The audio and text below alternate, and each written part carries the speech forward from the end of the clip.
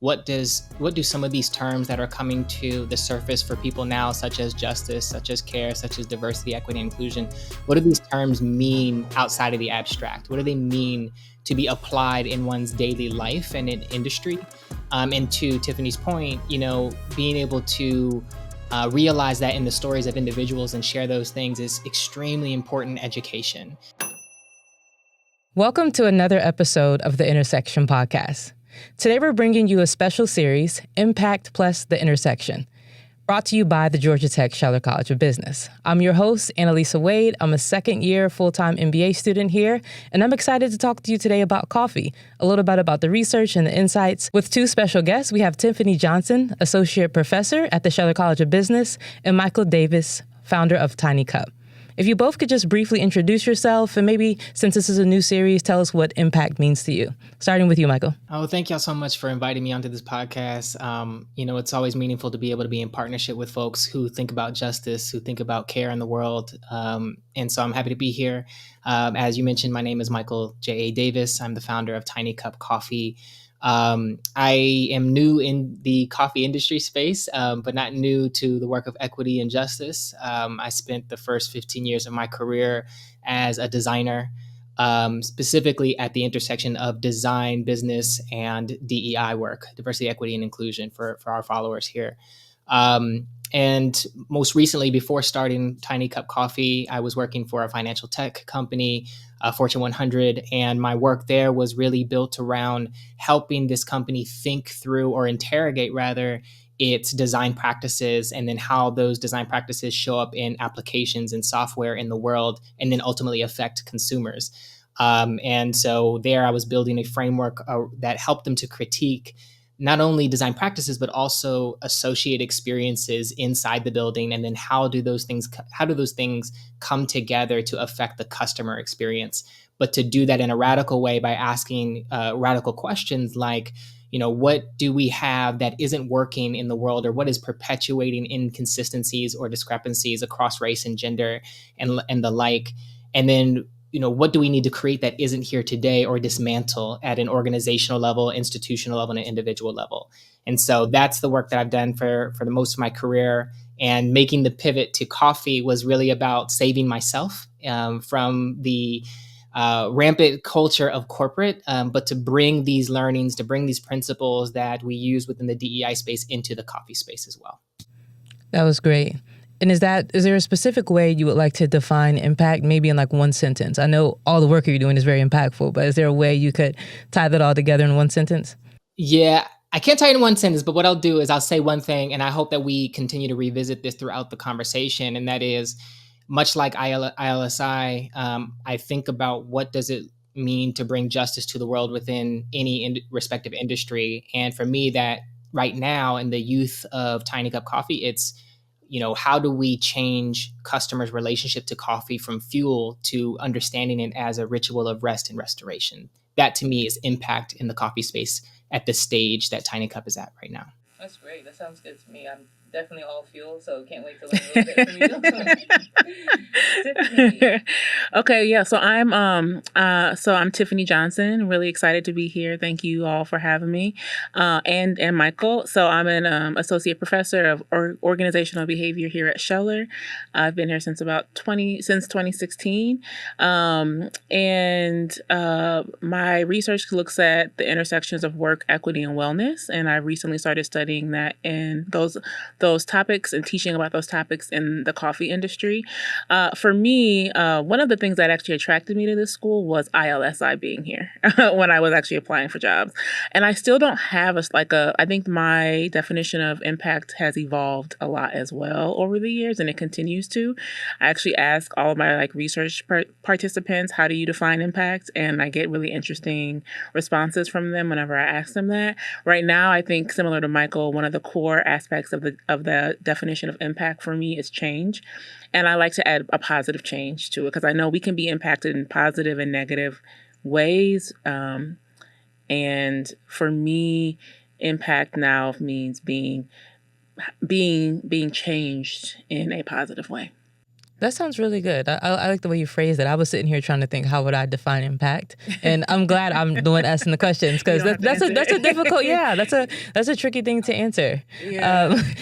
Shifting gears here a little bit, I know you gave us a general overview, Tiffany, of your work here, but can you tell us a little bit more about the research that you're doing and what kind of data drives these insights for you? Yeah, so I've been doing research about how people and organizations, through their interactions and their norms and their practices, can either create cultures of equity and wellness, or how they can create cultures of inequity and unwellness. And I've been studying that through the lens of different kinds of identities as it relates to disability and autism, race, gender, social class, and sexual orientation. And so my recent kind of move into the coffee industry, I feel like I'm kind of new to the coffee industry too. It's only been like 2 years for me as well, studying it. I started to have questions about who produces coffee, whose hands touch coffee from the farm to the cup. And then I started to ask questions about that because I grew up in a household where coffee was a part of everyday rituals with my grandmother and my mom and my aunties. And then I became a barista. And now I often, since I was in school, use coffee as fuel, as Michael said. But recently have become really interested and started practicing rest since I started as a faculty member here. And so started to really ask questions about what are the experiences of equity or inequity, the experiences of wellness and unwellness, the experiences of sustainability in the coffee industry from farm to cup. So that's the big question. And all these little questions are kind of the studies that I'm engaging in. And to your question about the data, I do a lot of qualitative research. So I do site visits. I travel to different coffee producing countries and interview producers and folks there, but also do a lot of interviews here with roasters and customers, etc. So. That is so cool. I love the shifts that both of you have taken to kind of immerse yourself in this coffee world. I'm sure, or I bet when you were a barista, you didn't think that you would be like traveling the world to study coffee. No. I mean, that's awesome. I really do like that. Can you tell us a little bit more about Tinycup? Well, first, where did you get the name come? Where did the name come from? And then what was the motivation behind starting it? Yeah, thank you. So Tinycup Coffee is a family-owned and operated coffee roasting company, and we are focused on helping everyday people relate to coffee as a personally restorative ritual of rest through small batch coffee roasting traditions, mainly pan-roasted traditions that are known among the indigenous coffee communities of the Global South. And anybody who's traveled and had coffee abroad outside of the Western culture has had it in a small cup and had it in multiple rounds. And I can see Tiffany nodding her head because she had traveled and experienced this. Because coffee communities, they savor and they enjoy these moments as families and as communities. And it's often taken in strong, small amounts. And so that Tinycup, as the name, is a nod to that tradition. But it also transcends beyond just the name to how we recommend folks practice drinking coffee. So when we talk about helping people relate to coffee differently, it's also in how we consume coffee. Most of us are used to going to our local shop and getting a 16 ounce or 12 ounce coffee. And I promise you, nobody needs 16 ounces of commodity coffee off the shelf. If you have quality coffee, you can have it in small amounts, like 6 ounces, and just really enjoy that experience. And so that's where the name comes from. That's why we started Tinycup Coffee. Wow. So I don't need a venti because that's my regular. No, you do not. Wow. Okay. 6 ounces. Interesting. Yeah.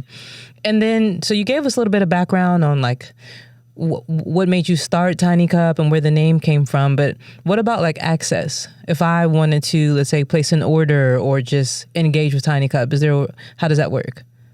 Yeah, so there's a lot of ways to engage with Tinycup beyond just your dollars. I mean, we love your dollars. So if you want to order coffee or any merchandise, you can go to tinycup.coffee. That is the full name of the website.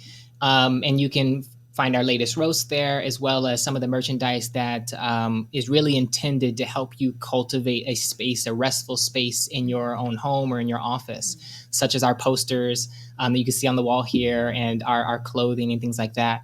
That is the intent. But beyond your dollars, it's also just in our content. So we're pretty active on LinkedIn and on Instagram. And so in those spaces, we try to remind people through our own personal stories, such as my own stories, of what it means to transition from a life of grinding, that grind culture that we're all kind of sucked into a life that we can cultivate more rest and more access to healthier choices, good love, and second chances, as one of my favorite authors, Kiese Layman, talks about. Thank you for that. That was awesome. I have to look it up.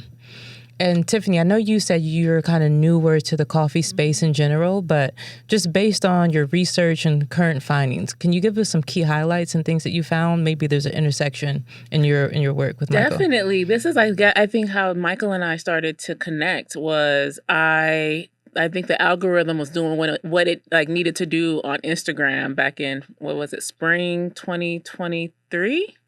Was it spring 2023?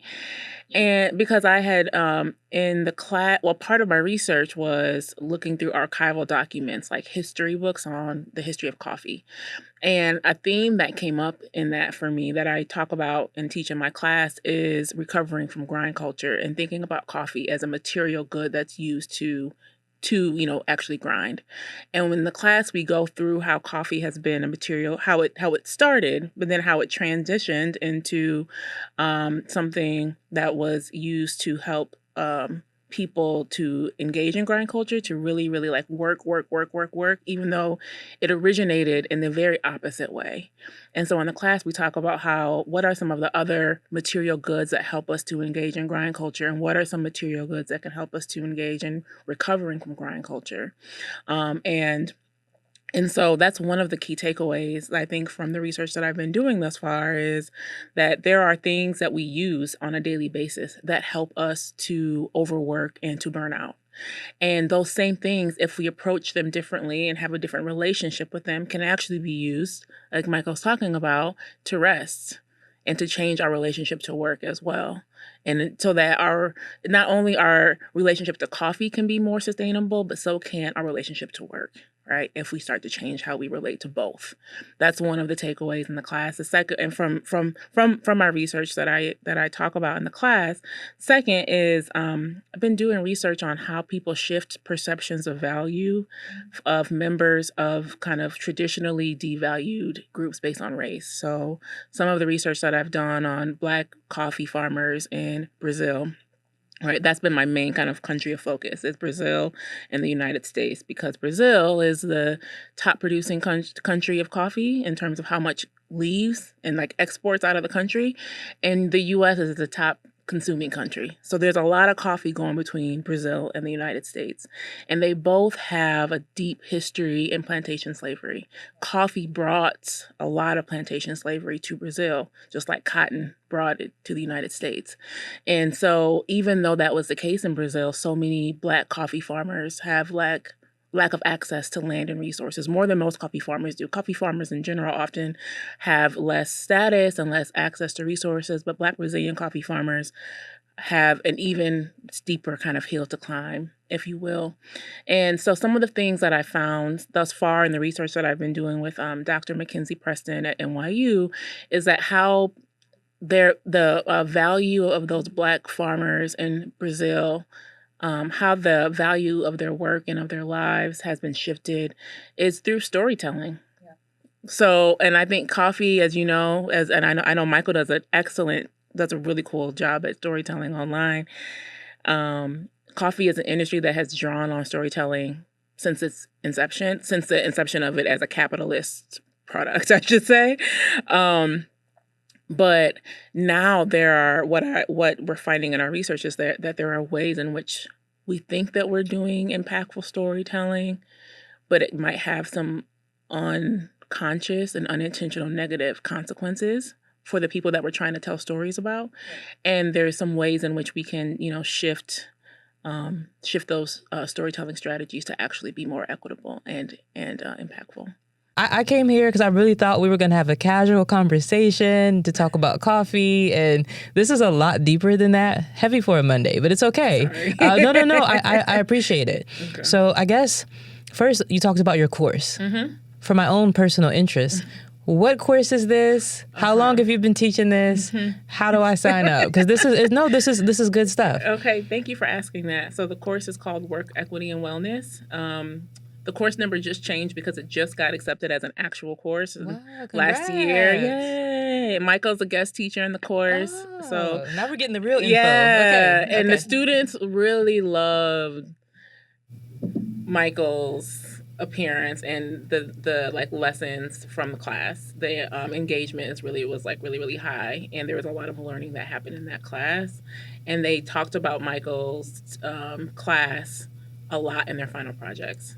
So I really just want to make sure I acknowledge that. And I'm going to be teaching it again in the spring. Okay, good. Yeah. Okay. MBA and undergrad. Okay. All right. So you might see me there. I'm working on my schedule. That's super cool. Look for it. Yeah. And I guess that leads me to my next question for you, Michael. I was going to ask, how have you two collaborated? You kind of gave the story about Instagram. We trickled that in a little bit, but can you give the full depth of it? Yeah, well, first of all, shout out to Professor Johnson, because that class was amazing. The students, their engagement. Some of them have actually reached out to me on social media after there.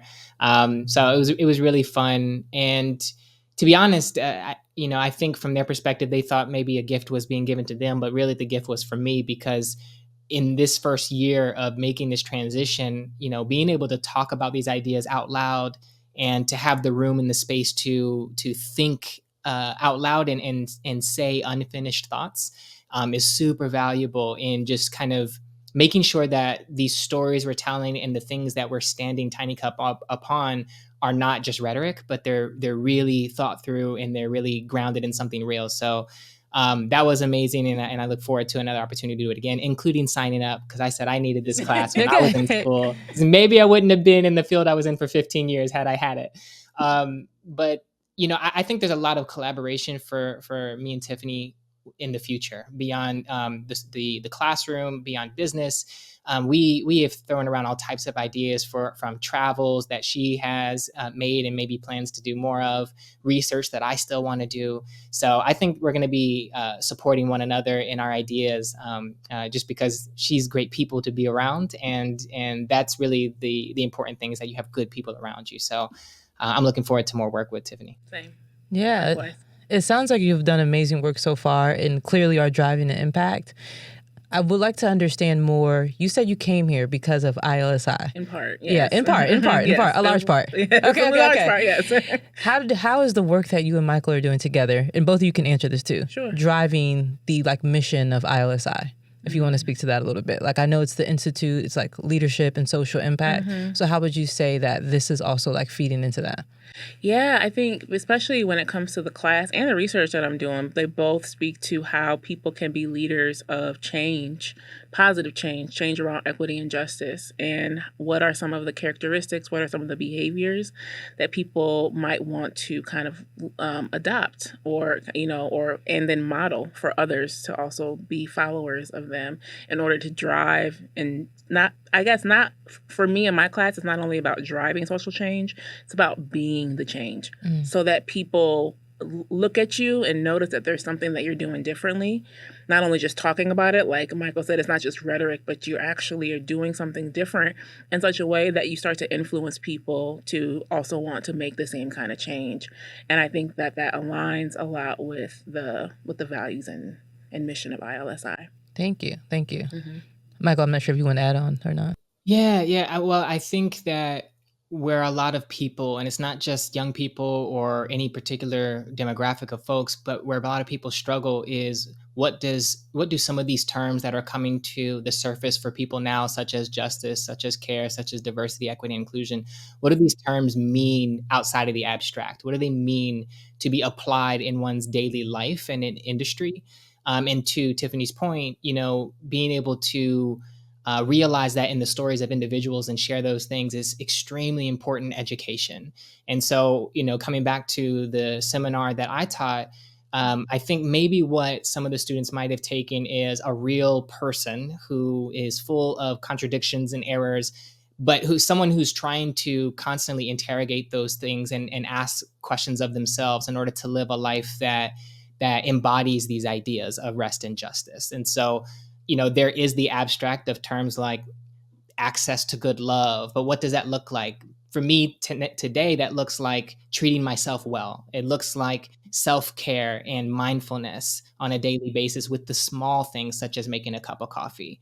What do healthy choices on a day-to-day basis look like? And what does it look like to give myself second chances? So those are all, I think, abstract concepts that can be broken down into daily activities that's what we were really trying to convey in the class. And you were right, Michael. That is one of the takeaways that the students reflected on at the end of the year about you. Definitely. Yeah. Mm-hmm. Thank you for that, Michael. Just one more question, but sidebar really quickly. What's your favorite cup of coffee? Oh, like how do I like it prepared? Yeah. Beans? Yeah, all of that. You too. You're next. That's a tough one. But listen, I'll give you two answers. The first one is I like my coffee boiled on the stove because that's how my wife's grandmother would do it. She would boil it on the stove and filter it in a media, which is like a sock. And you just get all of the flavors just melding together. So that's my favorite. But for the audience, I'd say whatever's easy for you is really what you want to do, because then you get to really enjoy the experience, the drinking experience. So, good coffee is not reserved for baristas or fancy tools. It's really about the savoring experience and the process and the moment that you're going through and making that cup of coffee. What about you? What's your favorite cup or like your go-to? Actually, the same thing that Michael said. I promise you. I was thinking about we have second favorite. We have a rule here. Okay. There's no repeat. The sock method is my favorite method. We like do it at home. We call it the slow method, and that is because it causes us to really slow down. Okay. It takes time. Like you have to boil it you have to boil it first, and then it has to filter through, and it just tastes so much smoother to me. The second one is just my coffee, like my coffee machine that I use on all the other days when I need to go a little bit faster. Keep it simple. Yeah. Keep it simple. So for you, Tiffany, I have a question for you, Tiffany. Yeah. Did the boil method, was that something you had always done even before your travels, or is it something you picked up while you were traveling? It's my partner. So his dad grew up making coffee in that way. And so I was like, I've always wanted to know how to make coffee that way.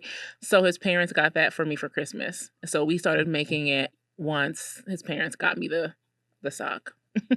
That's the same for me. My wife is from the Dominican Republic. Yeah. Her parents. And so they grew up on coffee farms, and that's how they taught it to me. So yeah. Same thing. Michael, can you bring this episode home for us and maybe just tell us, what does the future of impact look like in the coffee industry? Like what does that look like for you? Whew, I mean, that's so big, because I feel like a baby in the space, and I'm still learning from so many people, pioneers and folks who are on the ground today doing work, such as Phyllis Johnson with the coalition, and Bartholomew Jones and Renata Henderson, who lead Coffee Black, and the work that they've done to educate the public about equitable Black futures in coffee. So I see myself as a student of these folks who've been doing the work. For Tinycup, I think us having our commitment to helping people to experience coffee differently is one way that I think we can emphasize self-care and supporting communities that produce coffee, because it's going to create a certain level of self-consciousness, but also global consciousness about where coffee is from and how it's experienced beyond what is advertised to us here within the Western domain. And so I think all of that are some of the minor baby steps that someone or a company like Tinycup can help to provide to make a more equitable coffee culture and future. That was fantastic. Tiffany, do you want to add anything to that? I'll just reiterate the folks, some of the same teachers. So I don't know if there's a way to add these folks to like the comments for this, but like Phyllis Johnson, Bartholomew Jones, and Renata, their work with Coffee Black, Coffee Coalition for Racial Equity, the Black Producers Program. Those are really great programs to look into if folks are interested in learning more about it, because I think those are the folks who are showing us the future for sure. Well, thank you so much. This was a wonderful episode. I actually learned a lot. I'll have to look up the sock method is what you called it, right? Yeah, that's what I call it. Yeah. That's probably a better name for it. Well, either way, I'll have to look it up. I hope you enjoyed the Intersection podcast. Thank you. And thank you for your time.